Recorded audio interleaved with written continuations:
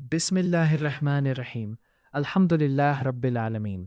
सारी तारीफ़ उस अल्लाह के लिए है जो कमज़ोर को संभालता है, जो यतीम के सर पर अपना हाथ रखता है और जिसने यतीम बच्चे को रहमत आलम बना दिया।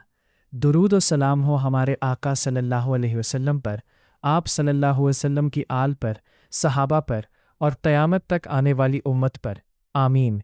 भाइयों और बहनों, आज का बयान सिर्फ बचपन की कहानी नहीं, आज का बयान हर टूटे हुए दिल का सहारा है। विलादत मुबारक। मक्का की खामोश रात। आम लोग सो रहे थे, लेकिन कायनात जाग रही थी। रबीउल अव्वल का महीना। हज़रत आमिना राहा के घर एक नूर पैदा हुआ। ना ढोल ना शहनाई, लेकिन आसमान खुश था। ये वो बच्चा था जिसने आगे चलकर इंसानियत को जीना सिखाना था। पैदाइश से पहले यतीम। इस रहमत के नूर के पैदा होने से पहले ही वालिद हज़रत अब्दुल्ला राहा का इंतकाल हो चुका था। सोचिए, बच्चा माँ की गोद में आता है, लेकिन बाप का साया नहीं होता। यतीमी का दर्द नबी सल्लल्लाहु अलैहि वसल्लम ने पैदाइश से पहले ही चख लिया, ताकि दुनिया जान ले यतीम होना कमज़ोरी नहीं, अल्लाह की प्लानिंग होती है। हलीमा सादिया राहा। बरकत का आना। रिवाज के मुताबिक मक्का के बच्चों को सहरा के इलाके बनु साद भेजा जाता था। हज़रत हलीमा सादिया राहा गरीब थी, उनके पास कम दूध, कम सवारी, कम बरकत। लेकिन जब नबी सल्लल्लाहु अलैहि वसल्लम उनकी गोद में आए, ऊँट तेज़ चलने लगा, बकरियों में दूध भर गया, घर में सुकून आ गया। हलीमा राहा कहती हैं, ये बच्चा रहमत बनकर आया। सीना चाक होने का वाक़या।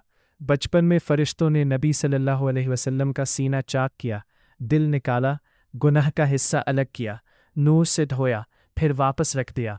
पैगाम साफ था, ये दिल रहमत के लिए तैयार किया जा रहा है। माँ का साया भी छिन गया। 6 साल की उम्र। हज़रत आमिना राहा मदीना से वापस आते हुए अबवा के मकाम पर वफ़ात पा गईं। सोचिए, रेगिस्तान, छोटा सा बच्चा, माँ की लाश और पूरी दुनिया सुनसान। नबी सल्लल्लाहु अलैहि वसल्लम फिर से अकेले हो गए। इसीलिए नबी सल्लल्लाहु अलैहि वसल्लम ने फरमाया, मैं और यतीम की परवरिश करने वाला जन्नत में साथ होंगे। दादा और फिर चाचा। दादा अब्दुल मुत्तालिब ने प्यार दिया, लेकिन 2 साल बाद वो भी चले गए। फिर जिम्मेदारी आई अबू तालिब के कंधों पर। गरीबी थी, लेकिन मोहब्बत बेइंतहा थी। नबी सल्लल्लाहु अलैहि वसल्लम ने कभी ज़िद नहीं की, शिकवा नहीं किया, घाम को सब्र बना लिया। नबी सल्लल्लाहु अलैहि वसल्लम ने बकरियां चराई। इसका मतलब मेहनत की आदत, तन्हाई में सोच, रहमत का मिजाज।